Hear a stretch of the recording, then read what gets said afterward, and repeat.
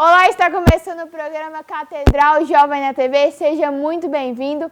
Ao meu lado está Pastor Adriano. Tudo bem, Ana Júlia? Tudo ótimo, Tudo e você? bem. Hoje o programa está sensacional, não tá? É verdade, está sensacional. O meu outro lado está o Pastor Reginaldo Cruz. Apresente pra gente, pastor. Olá, Ana Júlia, tudo bem? Pastor Adriano, tudo bem? Tudo bem, pastor. Eu sou o professor Reginaldo Cruz, também sou pastor auxiliar na Catedral da Família. Trabalho enquanto professor de História, Pedagogia e principalmente na área de Teologia em várias instituições de ensino teológico. E hoje o nosso tema é vocação. Vamos falar sobre vocação, sobre propósito.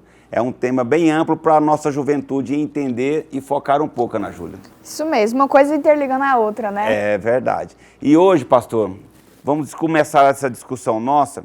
Vocação e propósito é a mesma coisa? É diferente? O que o senhor pode falar para nós? Olha, antes de tudo, o que acontece é aquilo que Deus faz, Ele nos chama.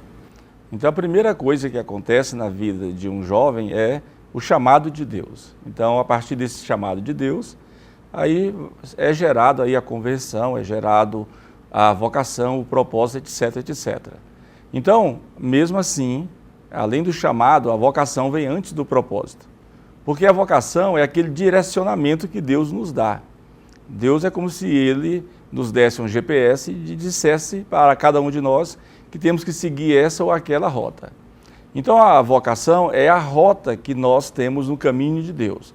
Nessa rota nós desenvolvemos um serviço para Deus, para a igreja dele, para o povo dele. Então a vocação, ela é mais que um chamado. A vocação é aquela parte que a gente fica pensando, o que que Deus quer que eu faça? O que que Deus quer de mim? O que que Deus quer para mim? Qual o propósito mesmo de Deus na minha vida? O que que Ele quer, em que área Ele quer me usar? Isso é comum entre os jovens, né? Ficarem pensando, isso é naturalmente percebido que todos os jovens, inclusive adultos de maneira em geral, todas as pessoas, elas querem descobrir qual é o sentido da sua vida. É verdade. E, por exemplo, na obra de Deus também há um sentido, e o sentido é o serviço que prestamos a Deus. Então, há muitas dúvidas nos nossos corações, inclusive na fase da juventude, em termos de o que fazermos na obra de Deus. Em outras palavras, qual é a parte que nos cabe? O que de fato eu devo fazer? Eu devo cantar? Eu devo evangelizar? Eu devo ser um musicista? Eu devo pregar, ensinar, colaborar, prestar serviço aqui, ali, acolá? O que eu devo fazer? Então, vocação tem a ver com aquilo que devemos fazer. Então, antes disso, o senhor falou aí sobre chamado, vocação, propósito, né? O senhor comentou um pouco sobre isso. Aqui o senhor está falando na área ministerial, não é isso? Dentro da vida do ser humano, do jovem que está nos assistindo em casa, existe essa questão da vocação ministerial, existe uma questão de que nós vamos estar discutindo aqui com a Ana Júlia, existe uma questão de que os jovens estão muito inseguros nessa questão, até da própria vida em si, não somente dentro de um ministério, né? O propósito, a sua vocação, e como que o jovem, após conhecer a Jesus, ele consegue focar nessa questão do chamado e vocação ali. É importante a gente pensar que a vocação, ela tem a perspectiva cristã, que é a que a gente vive, né? Nós somos cristãos, mas a vocação, ela está para além das perspectivas cristãs. A vocação profissional. Então, toda moça, todo rapaz quer descobrir-se enquanto intelectual, estudante, acadêmico, fazer este ou aquele curso, entrar nesta ou naquela área, aceitar este ou aquele emprego, enfim.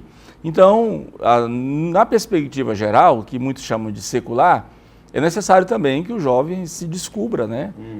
Perceba os seus talentos, perceba qual é a sua vocação profissional, se tem mais uma pegada, se tem mais uma perspectiva... Que necessariamente não é a mesma dos pais. Exatamente, e aí tem o conflito, né? Conflito de vocações, de profissões.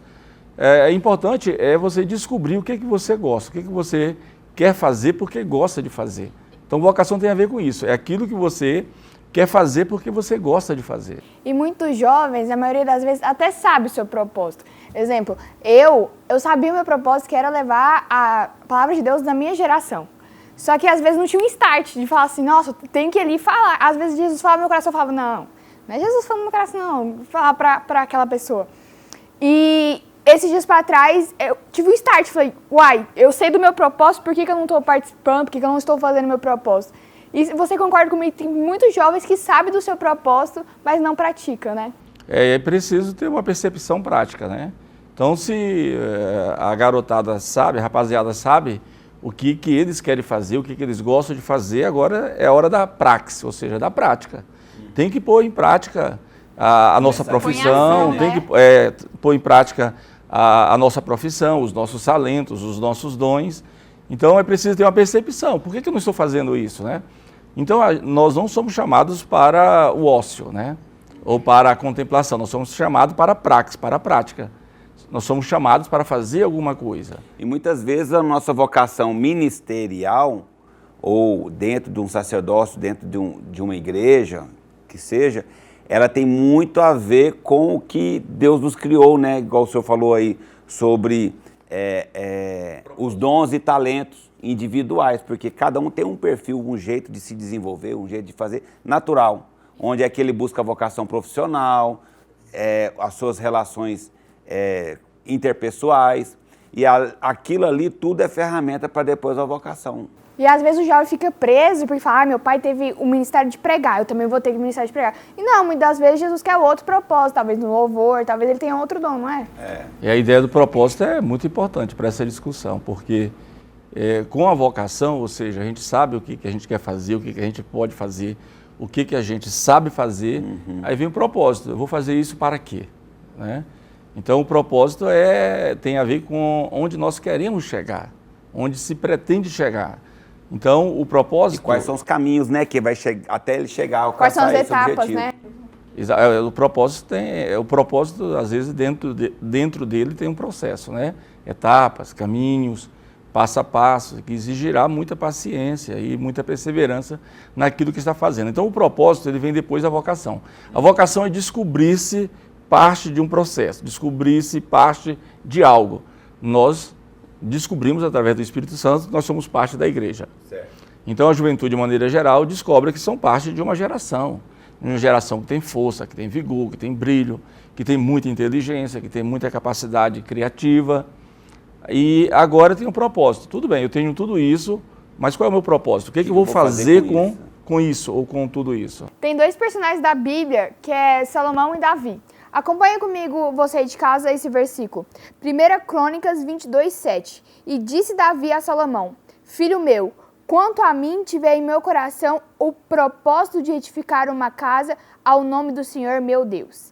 E em 1 Reis 6, Salomão edifica o templo, rei de Davi, mas quem edificou foi o filho. Posso dizer que Davi teve um propósito e Salomão uma vocação? Os dois tiveram tanto propósito quanto vocação. Davi descobriu a sua vocação logo cedo, que era apacentar ovelhas. Então ele sabia qual era o trabalho, qual era o chamado, o que Deus queria na vida dele. Então ele era pastor de ovelhas. Quando ele foi chamado, ele já estava no trabalho que ele desenvolveria em amplitude maior. Ele já desenvolvia dentro de um processo natural da vida dele, né? Exatamente. Aqui no caso, o que Davi estava falando como rei? Ele falou assim, eu tenho um propósito de edificar um templo para o meu Deus. Só que, na realidade, quem cumpriu esse propósito foi Salomão, dentro das condições que o próprio pai juntou, o dinheiro e todas as condições deu para ele. No futuro, ele é que acabou cumprindo esse propósito. Aí a questão da sensibilidade com Deus. Então, Davi, mesmo sendo bem sensível com Deus, o próprio profeta Natan disse-lhe que ele deveria construir o templo. Depois, o próprio Deus disse a Davi, não, tu não construirás. A gente já sabe da história, né? Aí quem vai construir vai ser o teu filho. Ou seja, qual era o propósito de Davi? Construir a casa de Deus? Também, porque Davi já tinha muitas realizações, né?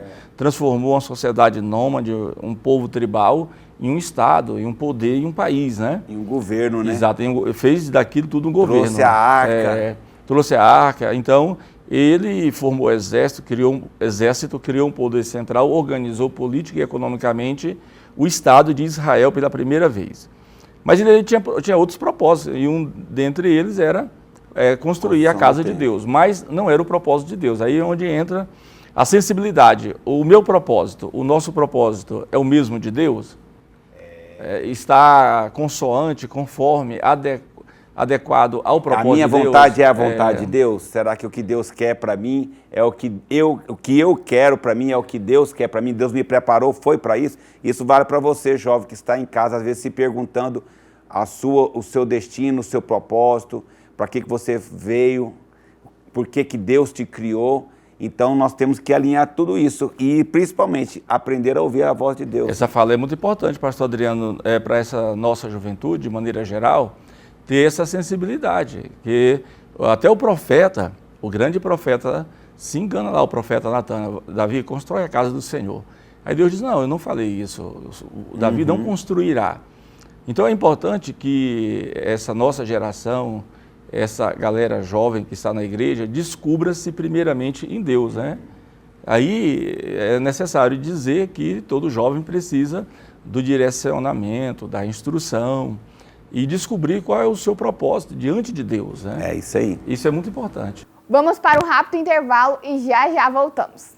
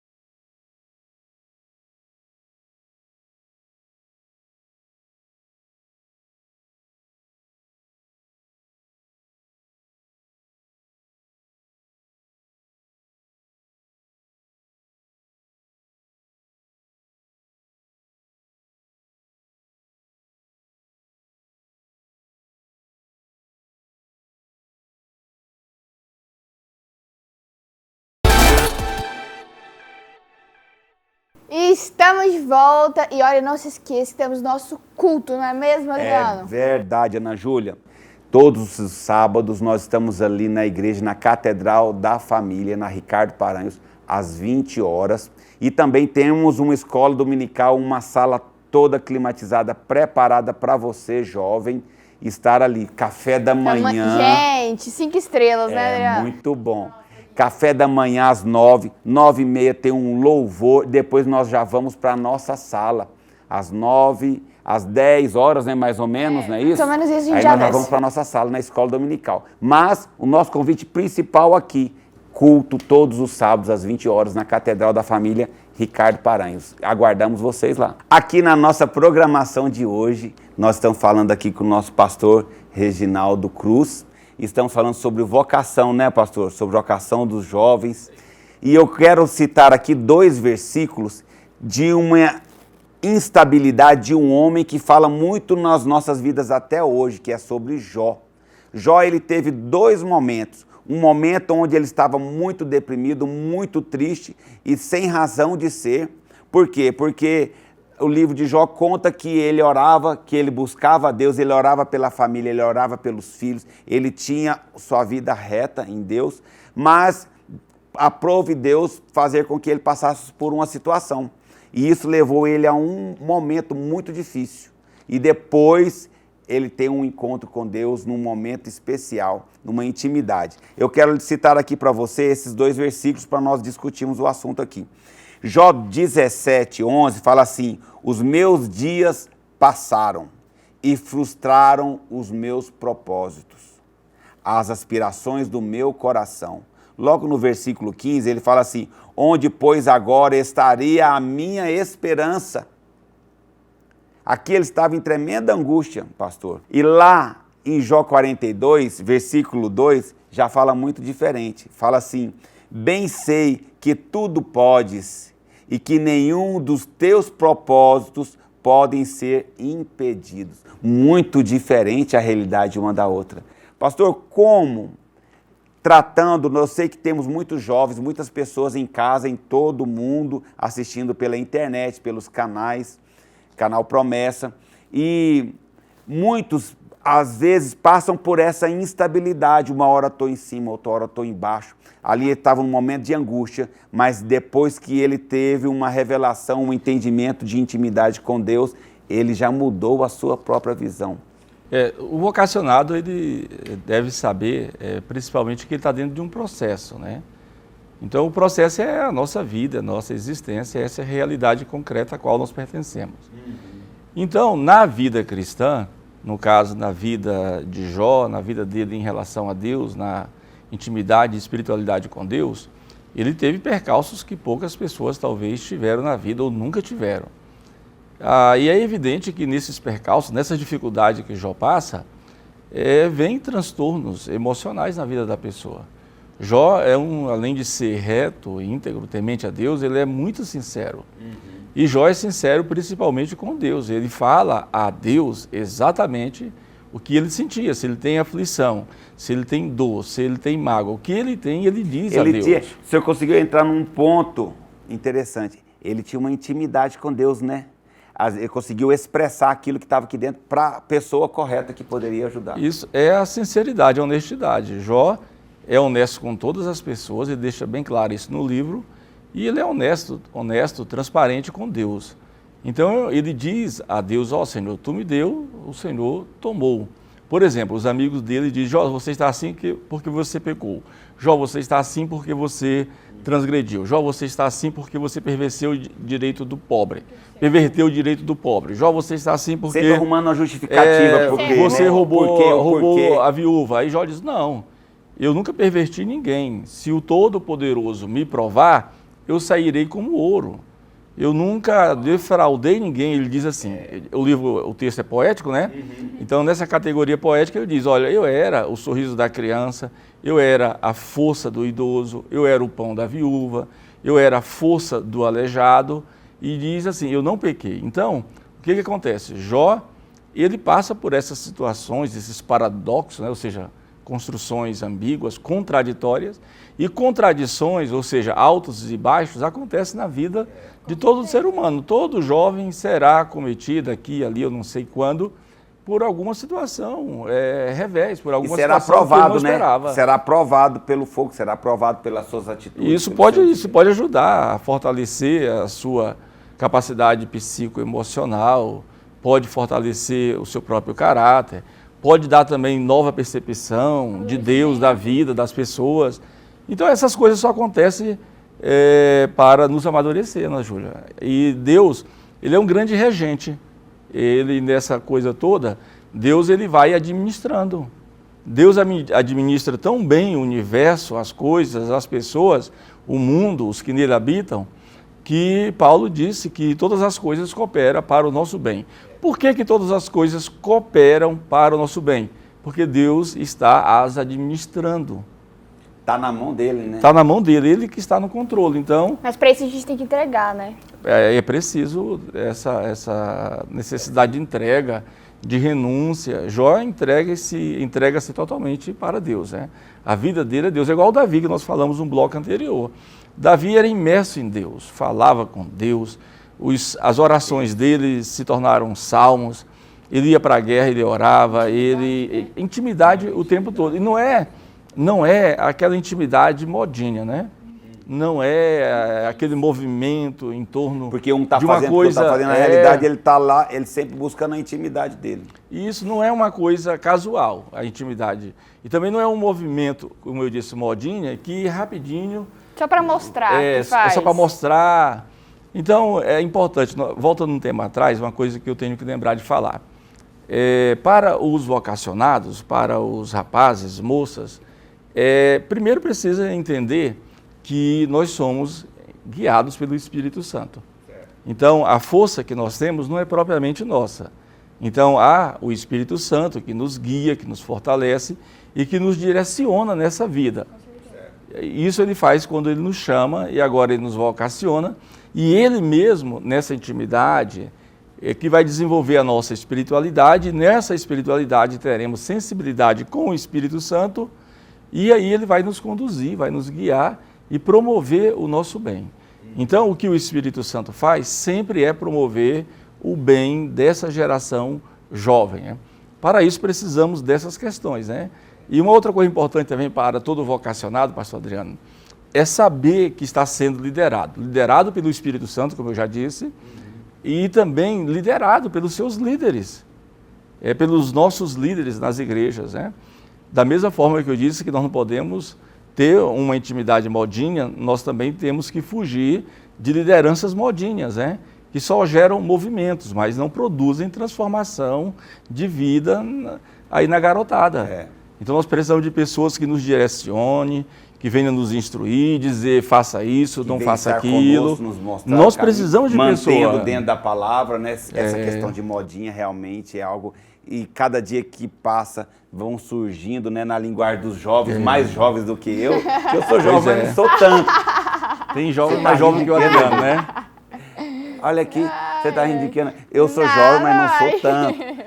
Mas a juventude hoje tem um linguajar e uma forma de tratar certas questões, né? Muitas das vezes o jovem só faz, às vezes, por conta do pai. Obriga de ir na igreja, eu vou mostrar que eu tenho alguma intimidade, alguma coisa. Não é intensamente, né, a intimidade que ele tem com o jovem. A nossa vida, a vida cristã, ela tem que ser uma vida de verdade, né? Então, em primeiro lugar, essa vida, ela deve agradar a Deus, né? Quem que se aproxima de Deus tem que crer que Ele existe. Uma outra coisa, ele busca os verdadeiros adoradores. Então, tudo que nós fazemos com Deus, ou a Deus, ou para Deus, envolve essa verdade, né? É impossível estabelecermos um modelo de relacionamento com Deus, de espiritualidade e intimidade, onde não haja verdade. Então, tem que ser verdadeiramente intenso essa nossa relação com Ele. Tudo é por Ele e para Ele, né? Todas as coisas. Nós já estamos quase no fim do nosso programa, dessa nossa entrevista aqui com o pastor Reginaldo Cruz, mas eu quero que o Senhor deixe uma mensagem para os nossos jovens, para os nossos telespectadores que estão em casa, nos vendo de algum lugar do mundo, e eu sei que alguém precisa ouvir uma direção, virar uma chave sobre a direção, sobre o propósito e sobre legado, sobre tudo que ele precisa para poder se motivar por esse futuro que nós estamos vivendo? Olha, você faz parte do plano de Deus, né? A sua própria vida é uma dádiva dele. Então, com isso, há um propósito específico de Deus para a sua vida. Você não está sozinho. Nós estamos passando aí pela reta final de uma pandemia. Muita gente sofreu, muita gente perdeu, mas há esperança ainda.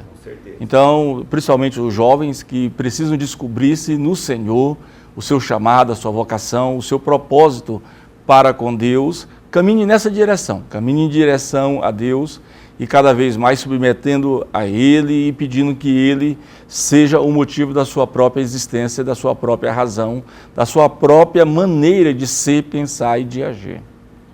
Então é isso, o nosso programa isso aí, infelizmente fica por aqui. Muito obrigada, pastor, pela sua presença aqui no nosso programa. Como o Adriano disse, acho que muitos jovens vão adquirir esse conhecimento e dar o start, não é mesmo? Eu que agradeço a Ana Júlia, ao Adriano. Deus abençoe a todos. E é isso, um beijo e até o próximo programa. Tchau, até mais.